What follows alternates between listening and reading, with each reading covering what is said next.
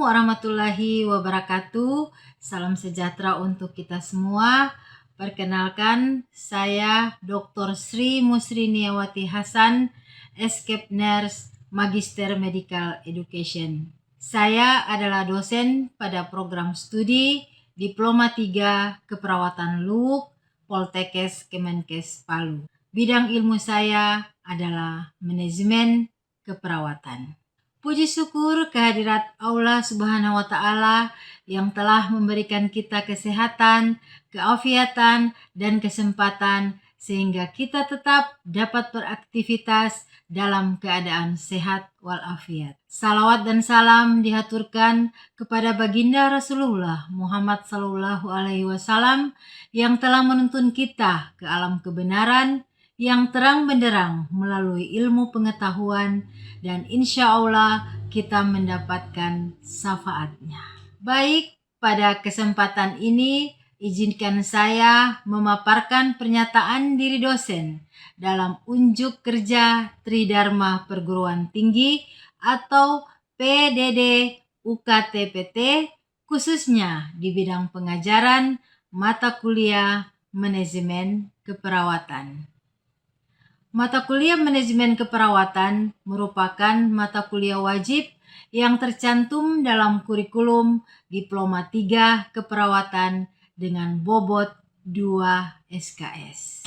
Pada mata kuliah manajemen keperawatan, mahasiswa akan belajar tentang konsep dasar manajemen, konsep manajemen keperawatan dan manajemen asuhan keperawatan, kepemimpinan dalam manajemen keperawatan, perencanaan manajemen keperawatan, pengorganisasian manajemen keperawatan, ketenagaan, fungsi pengarahan, fungsi pengawasan, pengendalian mutu, dan praktek manajemen keperawatan di ruang perawatan.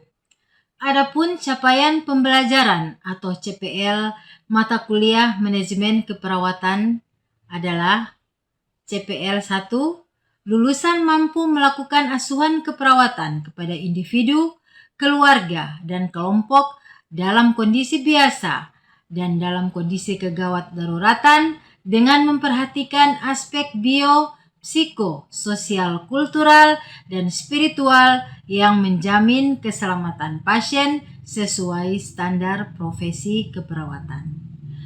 CPL 2, lulusan mampu berperan aktif dalam manajemen keperawatan serta menunjukkan kinerja bermutu dan kuantitas yang terukur terhadap hasil kerja sendiri atau tim dengan menggunakan prinsip-prinsip kepemimpinan dan manajemen keperawatan sesuai kode etik dan standar profesi keperawatan yang berlaku. Capaian pembelajaran mata kuliah atau CPMK untuk mata kuliah ini adalah 1 atau CPMK 1, mahasiswa mampu melakukan asuhan keperawatan pada individu, keluarga, dan kelompok dalam kondisi biasa dan dalam kondisi kegawat daruratan dengan memperhatikan aspek bio, psiko, sosial, kultural, dan spiritual yang menjamin keselamatan pasien sesuai standar profesi keperawatan. CPMK 2, mahasiswa mampu berperan aktif dalam manajemen keperawatan serta menunjukkan kinerja bermutu dan kuantitas yang terukur terhadap hasil kerja sendiri atau tim dengan menggunakan prinsip-prinsip kepemimpinan dan manajemen keperawatan sesuai kode etik dan standar profesi keperawatan yang berlaku. Kemampuan akhir tiap tahapan belajar atau sub CPMK adalah 1. Mahasiswa mampu menjelaskan tentang konsep dasar manajemen. 2.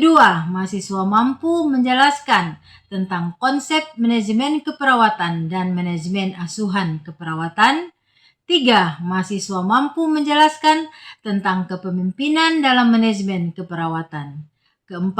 Mahasiswa mampu menjelaskan tentang perencanaan manajemen keperawatan. Kelima, mahasiswa mampu menjelaskan tentang pengorganisasian manajemen keperawatan. Yang keenam, mahasiswa mampu menjelaskan tentang ketenagaan. Yang ketujuh, mahasiswa mampu menjelaskan tentang fungsi pengarahan. Yang kedelapan, mahasiswa mampu menjelaskan tentang fungsi pengawasan.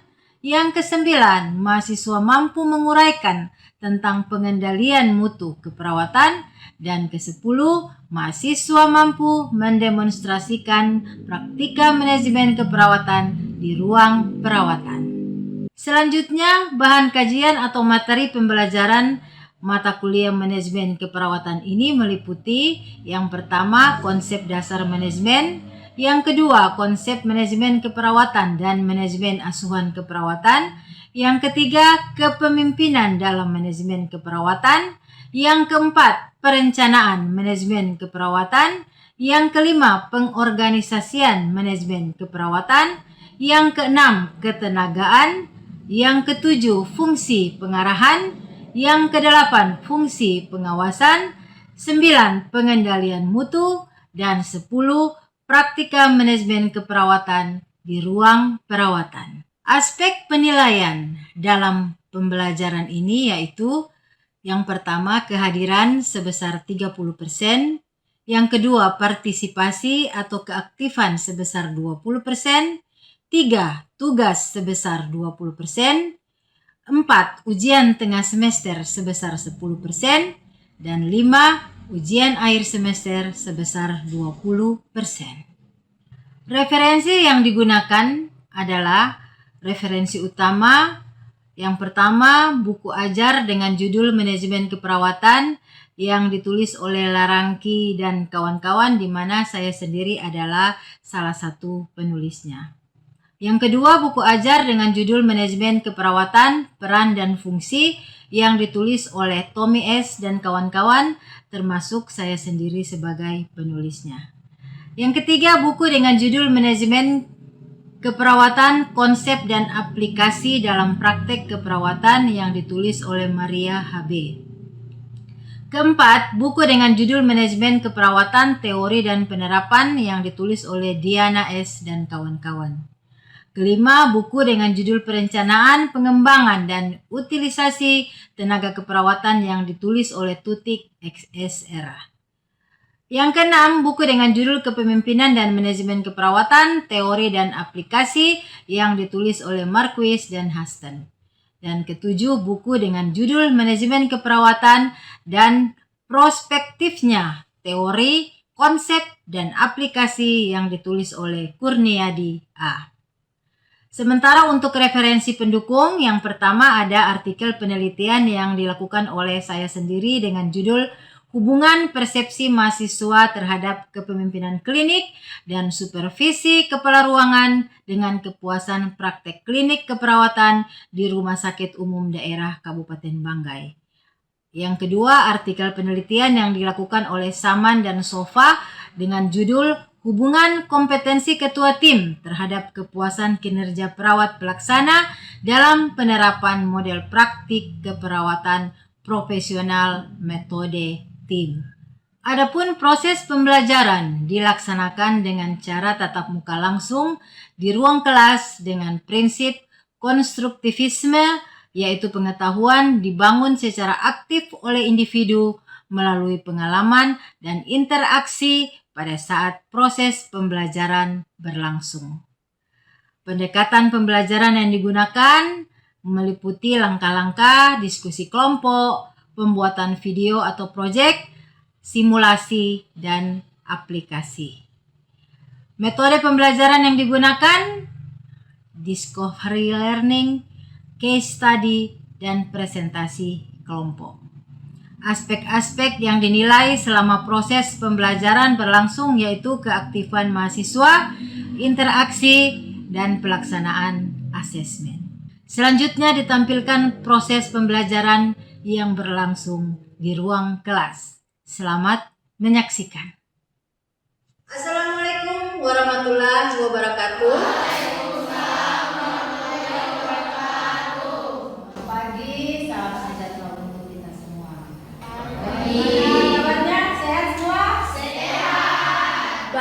anak-anakku sekalian, pagi hari ini kita akan melanjutkan pertemuan yang kedua untuk subtopik pembahasan konsep manajemen keperawatan dan asuhan keperawatan ya. Jadi minggu kemarin kita sudah membahas tentang konsep manajemen secara umum, dan sekarang ini kita melangkah ke topik selanjutnya, yaitu tentang konsep manajemen keperawatan dan manajemen asuhan keperawatan. Baik, kita akan masuk pada pembahasan ya, tapi sebelumnya Ibu ingin ada yang bisa membacakan capaian pembelajaran untuk mata kuliah manajemen keperawatan untuk subtopik manajemen asuhan keperawatan. Silakan dibacakan. Siapa yang mau baca? Mahasiswa mampu menguasai konsep dasar manajemen keperawatan dan mengaplikasikan fungsi-fungsi manajemen serta prinsip manajemen asuhan keperawatan untuk mengelola pelayanan keperawatan profesional dan tatanan pelayanan kesehatan secara bertanggung jawab dan berorientasi pada mutu. Oke, terima kasih. Jadi tadi sudah sama-sama mendengar apa capaian pembelajaran dari mata kuliah ini ya. Di sini sudah jelas bahwa mahasiswa itu harus mampu menguasai konsep dasar manajemen keperawatan dan mampu mengaplikasikan fungsi-fungsi manajemen serta prinsip manajemen asuhan keperawatan. Itu yang diharapkan ya dari proses pembelajaran yang kita laksanakan hari ini. Selanjutnya kita akan sama-sama ya mendengarkan. Siapa yang bisa membacakan untuk sub CPMK atau kemampuan akhir yang direncanakan? Silakan. Jadi kemampuan akhir yang direncanakan untuk mahasiswa yaitu yang pertama, mahasiswa menjelaskan pengertian, tujuan, ruang lingkup, dan prinsip-prinsip dasar manajemen keperawatan. Kemudian yang kedua, mahasiswa mampu mengidentifikasi peran, fungsi, dan tanggung jawab manajemen keperawatan di berbagai tatanan pelayanan seperti rangkawat dan puskesmas. Kemudian yang ketiga yaitu mampu melaksanakan peran, fungsi, dan tanggung jawab dalam pengelolaan asuhan keperawatan. Kita akan masuk ke pokok bahasan, yaitu tentang konsep manajemen keperawatan. Minggu yang lalu kita sudah belajar tentang konsep manajemen secara umum. Baik, untuk supaya kita lebih mampu memahami konsep manajemen keperawatan, Ibu mau tanyakan dulu, apa yang dimaksud dengan manajemen? Jadi manajemen adalah yang mengatur dan mengarahkan orang lain untuk mencapai tujuan organisasi. Dan manajemen juga adalah seni untuk menyelesaikan pekerjaan melalui orang lain. Ya baik, terima kasih.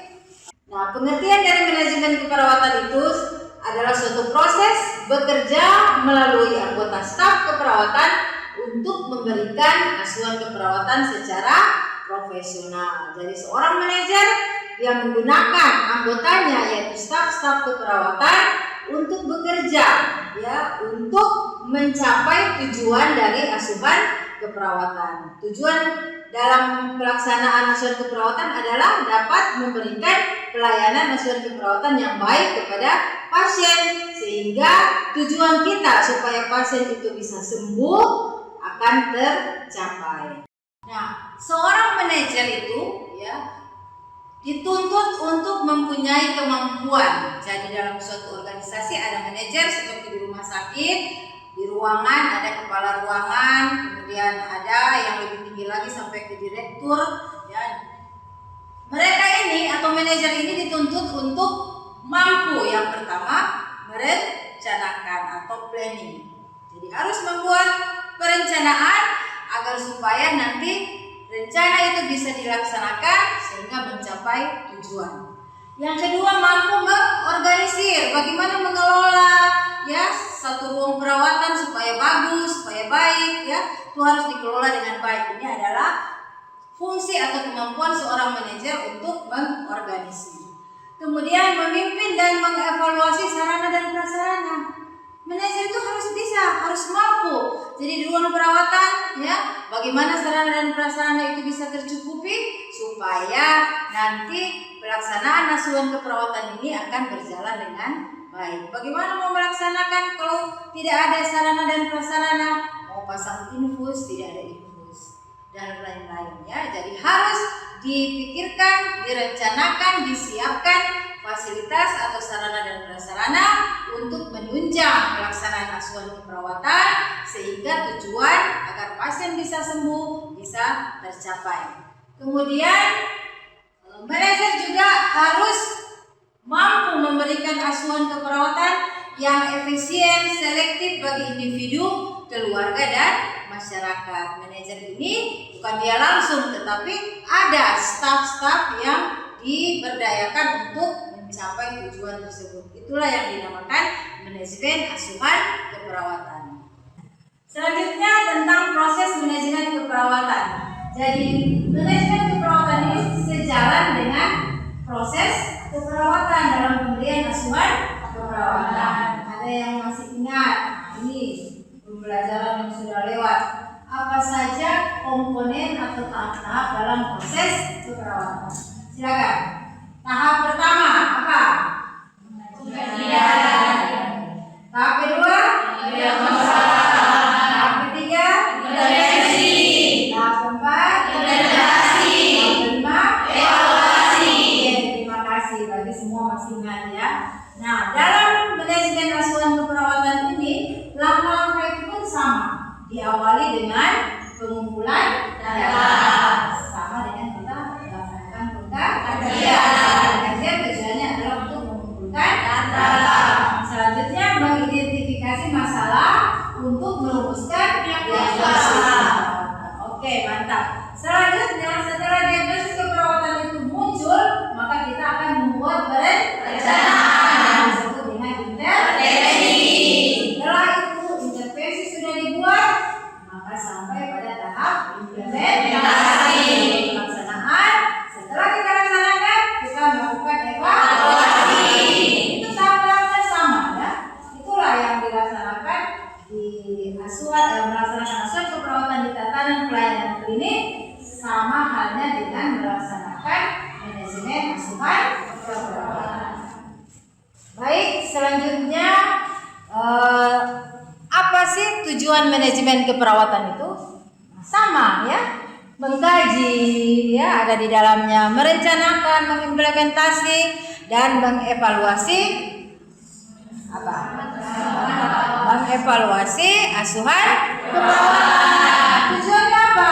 Dalam manajemen itu kan kita punya tujuan. Nah, ini tujuannya adalah untuk mempertahankan standar praktek yang sudah ditentukan supaya bisa berjalan dengan baik. Ya, jadi dengan adanya tahap-tahap ini kita berharap bahwa standar praktek pelayanan keperawatan ini bisa terus dipertahankan, dilakukan dengan baik sehingga mutu dari rumah sakit atau puskesmas itu akan semakin baik ya. Oke. Kemudian setelah itu ada tahap di mana harus ada pengembangan. Jadi bukan hanya itu terus ya, dikembangkan itu semua, mau stafnya, mau sarana dan prasarana ya. Jadi kalau kalian lihat ada perawat di rumah sakit yang bisa sekolahkan dan ikutkan pelatihan ya. Kemudian rumah sakit dibangun. Sekarang rumah sakit kita kan sudah seperti itu kan, membangun, menambah sarana dan prasarana, itu semuanya masuk dalam pengembangan secara terus menerus. Itulah tujuan dari manajemen keperawatan, ada perbaikan ya. Jadi setelah dievaluasi ada perbaikan ya, sehingga nanti apa yang kita inginkan pada tujuan itu akan tercapai. Nah, kita masuk ke prinsip-prinsip manajemen keperawatan ya. Jadi manajemen keperawatan itu dia punya perencanaan. Sudah kita bahas, planning. Sama dengan manajemen umum juga begitu, planning ya. Kemudian manajemen keperawatan itu adalah penggunaan waktu yang efektif. Jadi jangan heran, mutu rumah sakit itu ditentukan oleh lamanya hari rawat dari pasien. Semakin singkat waktu rawatnya pasien itu bisa untuk dipulangkan, itu mutu rumah sakit itu semakin baik. penyembuhannya bagus. Berarti apa yang dilakukan perawatannya, asuhan keperawatannya itu berarti bagus. Pasien akan pulang ya, tidak ada komplikasi. Nah itu. Kemudian manajemen keperawatan adalah pembuatan keputusan. Jadi mengambil keputusan yang dilakukan oleh manajer itu dilaksanakan juga pada manajemen keperawatan ya. Pemenuhan kebutuhan asuhan keperawatan pasien adalah urusan manajer perawat. Ya. Jadi manajer itu harus ya bisa tahu apa kebutuhan yang diperlukan oleh pasien dalam pelaksanaan asuhan keperawatan. Ya. Kemudian manajemen keperawatan adalah suatu perumusan dan pencapaian tujuan sosial. Jadi masyarakat luas ya, bukan hanya individu. Jadi kita prinsip itu kan individu, keluarga, kelompok dan masyarakat. Itu harus diingat terus ya prinsip kita. Lanjut dari prinsip manajemen asuhan keperawatan adalah manajemen keperawatan adalah pengorganisasian, sama dengan fungsi manajemen ya. Manajemen keperawatan merupakan suatu fungsi, posisi atau tingkat sosial, disiplin dan bidang studi. Mata kuliah manajemen keperawatan ada ya, berarti masuk dalam bidang studi ya. Kemudian manajemen keperawatan bagian aktif dari divisi. Jadi di rumah sakit itu ada divisi-divisi ya yang menangani bedah dalam ya, sudah dibagi-bagi semua. Kemudian budaya organisasi mencerminkan nilai-nilai kepercayaan. Bagaimana budaya di rumah sakit itu ya? Kekompakan. Biasa setiap rumah sakit itu ada misalnya dia punya slogan senyum, sapa, salam ya, seperti begitu. Kalau pengalaman kemarin bawa mahasiswa di luar daerah itu, mereka di sana di rumah sakit Hasan Sadikin itu wajib senyum. Mau ketemu dengan siapapun di rumah sakit itu berpapasan harus senyum. Nah, di sana itu banyak yang bening-bening, jadi kita biasa GR ya. Padahal ternyata memang prinsip mereka harus senyum. Kira kita senyum ya seperti itu. Jadi rumah sakit pelayanan kesehatan itu punya budaya tersendiri. Kemudian manajemen keperawatan mengarahkan dan memimpin. Sudah jelas fungsi dari manajer ya. Kemudian manajemen keperawatan itu dia memotivasi. Jadi memotivasi pasien, memotivasi staf ya, itu semua ada dalam lingkup manajemen keperawatan. Manajemen keperawatan merupakan komunikasi yang efektif. Salah satu contoh komunikasi efektif itu seperti apa kalau di ruangan? Apa? Operan. Dinas pagi ke dinas siang ke dinas malam ke pagi. Itu komunikasi. Supaya yang merawat pagi melaporkan ke yang jaga sore atau siang tahu keadaan pasien, pengobatannya sudah sampai di mana, jam berapa obat yang akan disuntik lagi, apa yang tindakan yang akan dilakukan pada pasien selanjutnya ya. Itu adalah suatu bentuk komunikasi ya. Jadi memang manajemen keperawatan ini merupakan komunikasi efektif. Selanjutnya manajemen keperawatan adalah pengendalian atau pengevaluasian. Semua kita dalam melaksanakan proses keperawatan saja ada evaluasi. Begitupun pelaksanaan manajemen di pelayanan kesehatan ya, dievaluasi rapat. Bagaimana kepala ruangan mengevaluasi pelaksanaan asuhan keperawatan di dalam ruang perawatan ya, semuanya dievaluasi karena di sanalah masuk fungsi-fungsi dari manajemen keperawatan. Nah, secara lebih spesifik lagi, fungsi-fungsi manajemen keperawatan itu yang pertama adalah perencanaan kegiatan keperawatan di ruang rawat inap. Ya, selanjutnya kita masuk pada fungsi-fungsi manajemen keperawatan. Yang pertama adalah perencanaan kegiatan keperawatan di ruang rawat inap. Jadi salah satu tugas dari manajer adalah membuat perencanaan. Ya, perencanaan itu penting karena kita nanti akan mencapai tujuan. Apa yang kita mau capai kalau kita tidak rencanakan ya. Baik, yang kedua adalah pengorganisasian. Jadi tugas manajer adalah mengkoordinir semua staf yang berada di bawahnya. Begitupun manajer yang di tingkat Ya. Yang ketiga adalah ketenagaan keperawatan di ruang rawat inap. Nah, fungsi manajemen salah satu adalah mengurus, mengelola, menata ketenagaan yang ada di ruang rawat inap. Kalau itu terjadi di rumah sakit manajemennya, ya.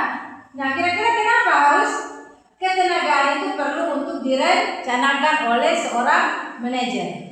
Ya, silakan. Mungkin ada pendapat kenapa ketenagaan keperawatan di ruang rawat inap itu perlu direncanakan. Silakan nanya.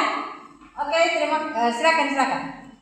Jadi ketenagaan itu diperlukan untuk memenuhi kebutuhan, menghindari kekurangan atau kelebihan saat terjadi fluktuasi pada pasien.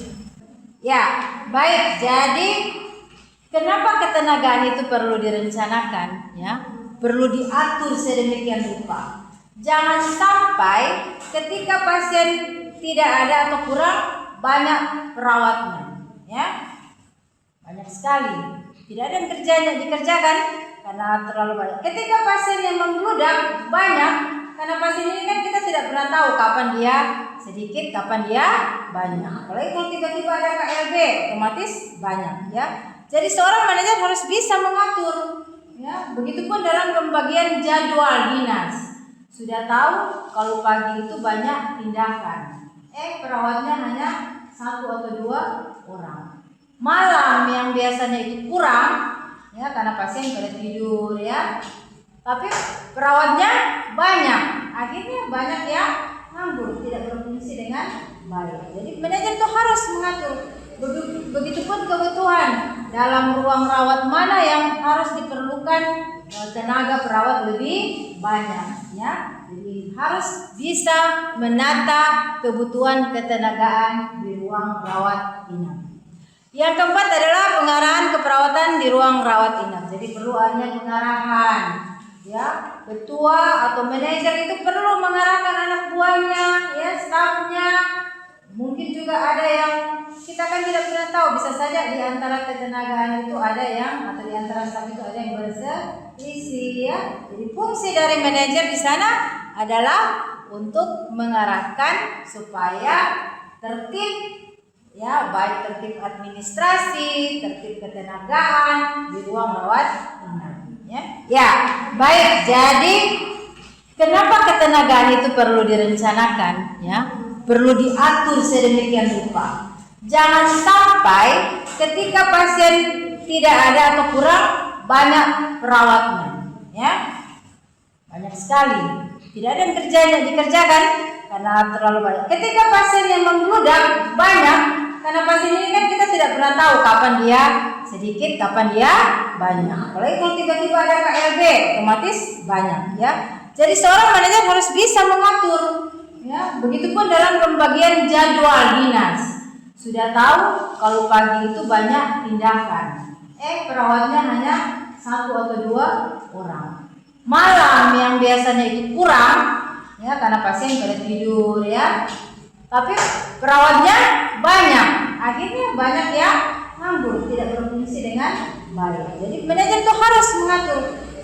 Begitupun kebutuhan dalam ruang rawat mana yang harus diperlukan tenaga perawat lebih banyak, ya. Jadi harus bisa menata kebutuhan ketenagaan di ruang rawat inap. Yang keempat adalah pengarahan keperawatan di ruang rawat inap. Jadi perlu adanya pengarahan, ya. Ketua atau manajer itu perlu mengarahkan anak buahnya, ya, stafnya. Mungkin juga ada yang kita kan tidak pernah tahu, bisa saja di antara ketenagaan itu ada yang, atau di antara staf itu ada yang berselisih, ya. Jadi fungsi dari manajer di sana adalah untuk mengarahkan supaya tertib, ya, baik tertib administrasi, tertib ketenagaan di ruang rawat inap, ya. Ya, selanjutnya untuk ruang lingkup atau proses manajemen keperawatan ini jadi sama, ya, antara manajemen secara umum maupun yang dilakukan di ruang perawatan atau untuk asuhan keperawatan, yaitu melewati tahap-tahap, yaitu adanya planning, organizing, staffing, leading, dan controlling. Ini semua adalah tahap dalam manajemen keperawatan yang harus dilalui ya, atau mencakup ruang lingkup yang harus dilaksanakan di tatanan pelayanan kesehatan.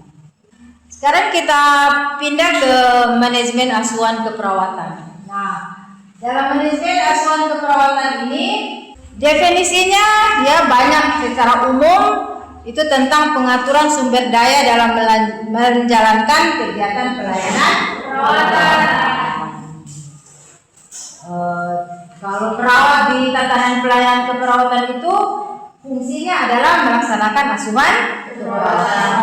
Tapi jangan hanya kita pikir pelaksanaan asuhan keperawatan, banyak sekali ya asuhan keperawatan itu. Dalam tahap proses keperawatan itu ada 5 ya. Pengkajian, diagnosis, intervensi, implementasi, dan evaluasi. Namun dalam melaksanakan tahap-tahap ini banyak yang harus kita laksanakan ya.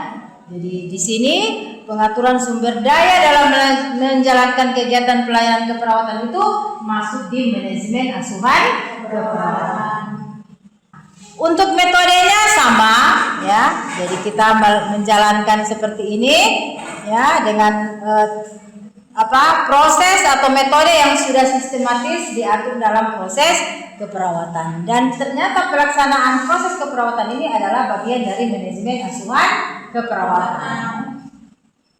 Kita masuk ke filosofi ya. Dalam pelayanan kepada pasien ada filosofi yang kita pegang ya. Kemudian ASKEP yang diberikan sebagai bagian integral dari pelayanan kesehatan lainnya. Kita tidak bekerja sendiri.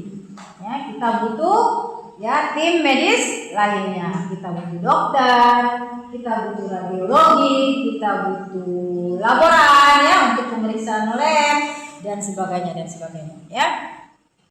Kemudian perlunya evaluasi secara terus-menerus terhadap semua pelayanan kesehatan yang diberikan. Anda sudah ukur suhu tubuhnya, dia panas, sudah kolaborasi pemberian obat, sudah laksanakan tindakan keperawatan, minum banyak dan sebagainya. Harus dievaluasi. Setelah diberikan tindakan itu, ya kita evaluasi ada perubahan atau tidak, ya. Karena memang di sini dituntut ya filosofinya bahwa kita harus melaksanakan evaluasi. Baik, anak-anak sekalian, kita sudah sama-sama mengikuti proses pembelajaran pada hari ini. Kalau tidak ada yang ingin ditanyakan, tidak akan ada yang akan didiskusikan lagi.